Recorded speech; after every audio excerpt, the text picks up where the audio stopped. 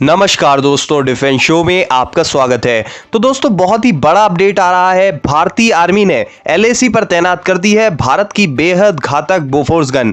जी हां दोस्तों, ये गन पहले भी कई बड़े कारनामे कर चुकी है, जो कि मैं आपको इस वीडियो में बता रहा हूं। साथ ही बोफोर्स तोप को एलएसी पर क्यों तैनात किया गया है, क्या है इसकी खासियतें, ये भी मैं आपको बताऊंगा। तो वीडियो में अंत तक बने रहिए। साथ ही लेटेस्ट डिफेंस अपडेट्स के लिए चैनल को सब्सक्राइब कर लीजिए। तो चलिए वीडियो शुरू करते हैं।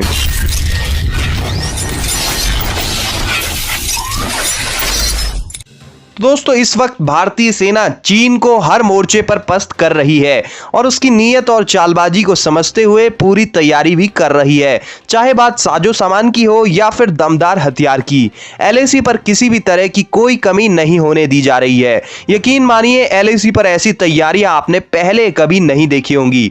चीन को जवाब देने के लिए फॉरवर्ड पोस्ट पर बोफोर्स तोप और एयर डिफेंस गन्स की तैनाती कर दी गई है। एलएसी पर अब आर पार की तैयारी है। चीनी फौज की तरह लाइट कैमरा एक्शन नहीं, बल्कि इंडियन आर्मी रियल एक्शन का आगाज करेगी। लद्दाख में फॉरवर्ड पोस्ट पर भारतीय सेना चीन को सर्दी में गर्मी का एहसास कराने की तैयारी कर रही है। इस काम के लिए मोर्चे पर कारगिल का महायोद्धा बोफोर्स पहुंच चुका है। महायोद्धा बोफोर्स ने 21 साल पहले करगिल की चोटियों पर दुश्मन के छक्के छुड़ाए हुए हैं। इसके एक धमाके से कंक्रीट के बंकर तक उड़ गए थे। वहीं गोले ने नापाक दगाबाज को चोटियों से खदेड़ दिया था। ऊंचाइयों पर बैठे दुश्मनों को मार गिराने में इस तोप की फायर पावर ने भारतीय सेना की बहुत मदद की। इस तोप ने कारगिल युद्ध के दौरान अपने दम पर ही पूरे युद्ध का रुख बदल दिया था।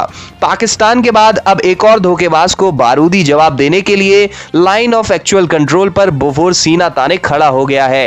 एलएसी पर बोफोर्स तोप का मुंह चीन की ओर मुड़ गया है। करीब 60 बोफोर्स होवित्जर तोप लद्दाख में फॉरवर्ड पोस्ट पर तैनात किए गए हैं। दोस्तों, अब इसकी तैनाती क्यों की गई? एलएसी पर बोफोर्स की तैनाती के कई मायने हैं। भारत नहीं चाहता कि चीन की कोई भी चालबाजी सफल हो और ड्रैगन धोखा देने के किसी भी मौके में सफल हो। चीन अगर ऐसी हिमाकत करे भी तो जवाब बोफोर्स का गोला दे। एलएसी पर ऐसे ऐसे हथियार और गन पहुंच चुके हैं जिसका तोड़ चीन के पास नहीं है। इसी में से एक है एयर डिफेंस गन। इसके घातक अटैक से 5000 फीट की ऊंचाई तक मिसाइल और एयरक्राफ्ट तबाह हो जाएंगे। अगर दुश्मन इसकी फायरिंग रेंज में आया तो उसकी खैर नहीं। भारत इसी बार की सर्दी में एलएसी पर 1962 की गलती दोहराना नहीं चाहता, क्योंकि चीन का चाल चरित्र और चेहरा सब कुछ आज भी वैसा ही है जैसा कि 1962 में था। उसकी हड़प नीति भी वैसी ही है, लेकिन हिंदुस्तान अब पहले जैसा नहीं रहा। इसलिए हिंदुस्तान एलएसी पर हथियार और सैनिक बढ़ा रहा है। मैसेज क्लियर है कि अब ड्रैगन ने कोई भी हिमाकत की, जरा सी भी जरूरत की, तो आर पार होना तय है। पिछले कुछ दिनों में चीन ने भारत की वो ताकत देखी जिसकी कल्पना बीजिंग ने कभी नहीं करी थी।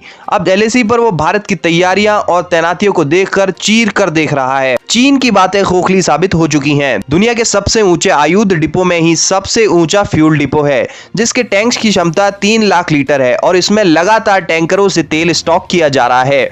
दोस्तों, ये तैयारी चीन को सबक सिखाने की है। ये तैयारी है रेड आर्मी को एलएसी से भगाने की। आपको बता दें कि जो चीन सर्दियों की दुहाई देकर पूर्वी लद्दाख से पीछे हटने की बात करता है, ठंड के मौसम के मुताबिक भारतीय सेना के खाने पीने को कमतर बताता है। तो चीन ये जान ले कि लद्दाख की चोटियों पर सामान से भरे इंडियन आर्मी के सैकड़ों ट्रक बेधड़क चढ़ रहे हैं। आपको बता दें कि माउंटेन वॉरफेयर में चीनी आर्मी भारतीय सैनिकों के सामने कहीं नहीं चलती। पिछले दिनों जिसका सबूत भी दुनिया देख चुकी है। जिनपिंग की आर्मी हिमालय पर चारों तरफ से घिर चुकी है और इसी बौखलाहट में किसी तरह से एलएसी से पीछा छुड़ाना चाह रही है। सर्दी के नाम पर ही भारत को कमजोर बता रही है, जबकि अभी लद्दाख में भारतीय फौज के पास अगले 14 महीनों की तैयारियां हैं और -50 डिग्री का मुकाबला करने के लिए पर्याप्त कपड़े भी हैं। तो दोस्तों, बोफोर्स जो कि एक 155 mm गन है, उसे एलएसी पर तैनात कर दिया गया है, जिससे कि बहुत ही बढ़िया फायदा इंडियन आर्मी को मिल रहा है। तो आप क्या सोचते हैं इस बारे में कमेंट सेक्शन में जरूर बताएं। साथ ही लेटेस्ट डिफेंस अपडेट्स के लिए चैनल को सब्सक्राइब कर लें। जय हिंद, वंदे मातरम।